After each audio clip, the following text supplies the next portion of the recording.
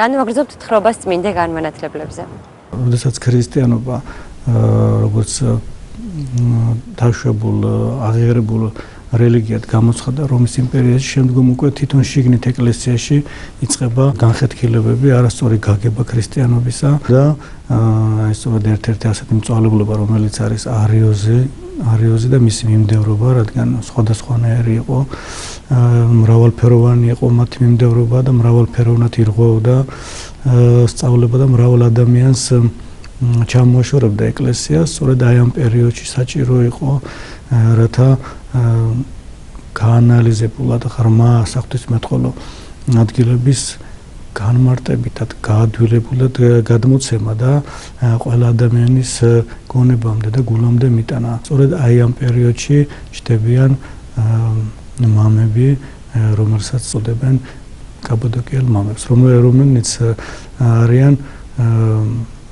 განათლებული საღვთისმეტყველო სფეროში, ასევე ფილოსოფიური ცოდნა აქვთ ძალიან ღრმა, გამოირჩევიან განსაკუთრებული ღრმა აზროვნებით და ამავდროულად მათ აქვთ უნარი ეს გასაგებად გადმოსცენ ყველა სხვა ადამიანისთვის. და ესენი როგორც ეკლესიის ისტორიაში შესული არიან ყველაზე უფრო სამ დიდ მამად. ეს სამი ბასილი გრიგოლთისმეტყველო და იოანე ოქროპირი გამორჩეული არის ეკლესიაში როგორც მამათა მამები, რომლებიც არიან უპირატესნი მამათა შორის.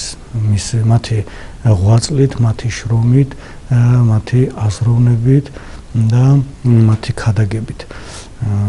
და ასევე გრიგოლ ნოსელიც, რომელიც ასევე იწოდება მამათა მამად, ის ბასილი დიდის უმცროსი ძმა არის. და ამიტომ ეს მამები არიან გამსაზღვრენი, მათ აი ამ პერიოდში მოახერხეს ქრისტიანობის სწორი სწავლების ისეთად დანახება და გადმოცემა, რომელიც საფუძველი ქვაკუთხედი არის ზოგადად მისი დოგმატური სწავლების გადმოცემისა და ქრისტიანობის სრულყოფილად გააზრებისა. ამიტომ ეს მამები არიან უდიდესნი ღვთის წინაშე. ქადაგებებისას წმინდა იოანე წმინდა წერილიდან განუმარტავდა მრევლს ქრისტიანული ცხოვრების წესებს. ზოგჯერ მაგალითად მოჰყავდა იმდროინდელი საზოგადოებრივი ცხოვრების მოვლენები. იოანე ანტიოქიაში 12 წელი იყო დეკანოზი. 397 წელს გარდაიცვალა კონსტანტინოპოლელი მთავარეპისკოპოსი ნექტარიუსი და იმპერატორმა არკადიმ წმინდა იოანეს უხმო მის შემცვლელად. კონსტანტინოპოლში დიდი სიხარულით მიიღეს გამოჩენილი მქადაგებელი, მაგრამ იქ მას დახვდნენ მისადმი არაკეთილად განწყობილი ეპისკოპოსები, რომელთაც სურდათ სხვა მღვდელმთავრის დადგენა. ალექსანდრიელმა ეპისკოპოსმა თეოფილემ კარგად იცოდა, რომ წმინდა იოანეს ვერაფრით ვერ გამოიყენებდა თავისი მიზნების მისაღწევად, მაგრამ რომ დაინახა, როგორი მოწადინებული იყო იმპერატორი იოანეს ეპისკოპოსად დადგენისთვის, 398 წლის 26 თებერვალს თავად დაასხა ხელი წმინდა იოანეს მთავარეპისკოპოსად, თუმცა იმ წუთიდანვე იქცა მის დაუძინებელ მტრად. კონსტანტინოპოლის სამღვდელოებაში იოანე ოქროპირმა ძნელად გამოძებდნენ ღირსეული მოღვაწეები, ამიტომ მისი მთავარი საზრუნავი გახდა გამოესწორებინა ისინი. საკუთარი ცხოვრებისეული მაგალითებითა და ქადაგებებით მოწყვლავდა მათ. სახლიდან მოიცილა ფუფუნების საგნები და მთელ შემოსავალს მოწყალებაში გასცემდა. წმინდა იოანეს სათნოებებმა ვერ მოალბეს მტრების გული. პირიქით, კიდევ უფრო გაუსასტიკეს და ისინიც ყოველდღიურად უმძიმებდნენ მას მდგომარეობას. მას განსაკუთრებით მტრობდა დედოფალი ევდოქსია, რომელიც ძალიან ვერცხლის მოყვარე და პატივმოყვარე ადამიანი იყო. თავისი ქონების გასამდიდრებლად არ იშურებდა არაფერს და სხვადასხვა ცილის წამებებით ართმევდა ადამიანებს საკუთრებას. იოანეს ხშირად უხდებოდა მისგან დევნილთა შუამდგომლობა. დედოფლის მტრობა კარგად გამოიყენეს იოანეს მტრებმა და ღიად და სულ უფრო აღიზიანებდნენ მას. ეუბნებოდნენ დედოფალს, რომ წმინდა იოანე თითქოს ქადაგებებში შეურაცხყოფდა მას. ამით განრისხებული დათანხმდა არიანელებს სოფელ დუბში გაემართათ 403 წელს უკანონო კრება. 29 ბრალდება წაუყენეს იოანეს. ეს ბრალდებები ძალიან უბადრუკად და უაზროდ გამოიყურებოდნენ. ბრალდებებში იყო ასეთიც, რომ იგი მარტო ტრაპეზობდა და არ იწვევდა სხვებს თავის ტრაპეზზე. ყველაზე მეტად კი ისინი მას ადანაშაულებდნენ ქადაგებებში დედოფლის მიმართ წარმოთქმული თითქოს და შეურაცხმყოფელი სიტყვების გამო. თავად წმინდანი ამ კრებას უკანონოდ მიიჩნევდა და არ ესწრებოდა. მხოლოდ მისი 41 გული ეპისკოპოსი ეწინააღმდეგებოდა ამ ბრალდებებს. მაგრამ იძელეს იოანეს მტრებმა და გადაწყვიტეს გადაეყენებინათ ეპისკოპოსი და განედევნათ. ხოლო უძლურმა მეფე არკადიმ დედოფალ ევდოქსიას ზეგავლენით ეს განაჩენი დაამოწმა. ხალხი ღელავდა, მხოლოდ იოანე იყო მშვიდად. შემონახულია მისი ქადაგება, რომელიც იმ დღეს იქადაგა მწუხრზე. ძლიერია ტალღები, სასტიკია ქარიშხალი, მაგრამ მე არ მეშინია მათი ჩახრჩობის, რადგან მყარ ქვაზე ვდგავარ და ეიშფოთო ზღვამ. იგი ვერ მოერევა ამ ქვას. იბობოქრონ ტალღებმა, მათ არ შეუძლიათ ჩაძირონ იესოს გემი. მაშ რამ უნდა შემაშინოს? იქნებ სიკვდილმა. ჩემთვის ხომ ქრისტეა სიცოცხლე. სიკვდილი კი მაახლოვებს მასთან. იქნებ გადასახლებამ, მაგრამ განა უფლის არ არის მთელი მიწა. ან იქნებ ქონების დაკარგვამ, მაგრამ მე ხომ არაფერი მომიტანია ამ ქვეყნად და ნათელია რომ ვერაფერსაც წავიღებ. მძულს ამ ქვეყნის შიში და დავცინი მის სიამეებს. არ მაშინებს სიღატაკე, არ მსურს სიმდიდრე, არ შეგაშინოთ დღევანდელმა მდგომარეობამ. თქვენი სიყვარული შეურყეველი რწმენით დამიმტკიცეთ. რაც ღმერთს სურს, დაეიყოს ნება მისი.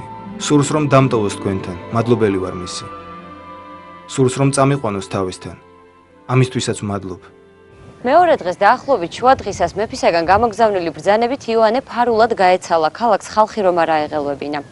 მაგრამ მისი წასვლის შემდეგ კონსტანტინოპოლში საშინელი მიწისძვრა დაიწყო და შეშინებულმა დედოფალმა იმპერატორი აიძულა უკან დაებრუნებინა წმინდანი. იმპერატორი რასაკვირველია მაშინვე დათანხმდა. ევდოქსიამ თავად მიწერა წერილი ეპისკოპოსს, რომელშიც არწმუნებდა, რომ იგი არ იყო მონაწილე მისი გაგდებისა და ღვთისსახელით ევედრებოდა დაბრუნებას. უკან დაბრუნებული იოანე ჩვეული მგზნებარებით განაგრძობდა ქადაგებებს. ორი თვეც არ იყო გასული მისი დაბრუნებიდან, რომ პატივმოყვარე დედოფალმა ტაძართან ახლოს 403 წელს აღმართა ვერცხლის უზარმაზარი ქანდაკება თავისი გამოსახულებით და იქვე ტაძართან მოეწყო ამასთან დაკავშირებით დიდი ღრეობა. მაშინ იოანემ წარმოთქვა ძლიერი ქადაგება. კვლავ როკავს ჰეროდიადა, კვლავ ღელავს, კვლავ ითხოვს იოანეს თავს, ამბობდა იგი. რასაკვირველია, იგი მაშინვე დაასმინეს ამ სიტყვებისთვის დედოფალთან და 404 წლის იანვარში შედგა ახალი კრება. წმინდა იოანე ოქროპირის მოთხოვნით, მაგრამ მტრები შეეცადნენ ამ კრების მის წინააღმდეგ გამოყენებას. მას მხარს უჭერდა კრებაზე მოწვეული 40 ეპისკოპოსი. იოანეს სახლში იყო ჩაკეტილი. მისი მტრები კი კრებაზე მყოფთ აიძულებდნენ ეღიარებინათ დუბის კრების დადგენილება.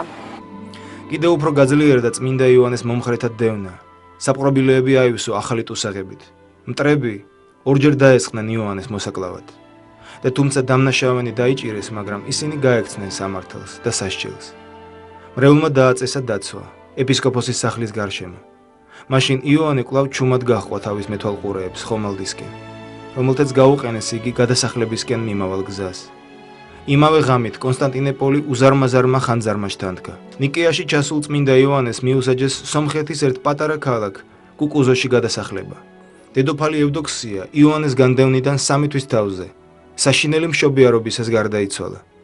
იმავე დროს საშინელი სიკვდილით აღესრულა ამ უკანონო კრების ბევრი მონაწილე. წმინდანი კი არც კუკუზოში დააყენეს და მეფის ბრძანებით საქართველოში, აფხაზეთის სოფელ კომანში გადაასახლეს, სადაც იგი აღესრულა კიდეც 14 სექტემბერს 407 წელს. მისი გარდაცვალებიდან 30 წლის შემდეგ პატრიარქმა პროკლემ დაარწმუნა იმპერატორი თეოდოსი უმცროსი, რომ გადაეტანა განმანათლებლის ნეშტი კონსტანტინოპოლში. ქალკედოში იმპერატორი განმანათლებლის ნეშტთან მუხლებზე დაესა და შეევედრა მისი მშობლების არკადისა და ევდოქსიას ცოდვათა შენდობას. კონსტანტინოპოლი კვლავ დაიფარა ანთებული ჩირაღდნებით და ხალხი მღელვარებით შეხვდა უდიდესი განმანათლებლის ნეშტს. ხალხში დიდხანს იმართებოდა დავა იმის შესახებ, თუ რომელი უფრო დიდი იყო სამ წმინდანთაგან, როგორც მღვდელმთავარი, ბასილი დიდი, გრიგოლ ღვთისმეტყველი თუ იოანე ოქროპირი.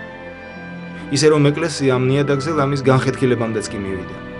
ხოლო თავად წმინდანებმა გადაწყვიტეს ეს დავა, როცა ერთ წმინდა ეპისკოპოსს წარმოუდგნენ სამივენი ერთნაირ ნათელში, ერთნაირი ხელმწიფებით და უთხრეს: დასცხერით, ნუ ხარ დაობთ, განხეთქილების საგნად ნუ გაიხდით ჩვენ სახელებს.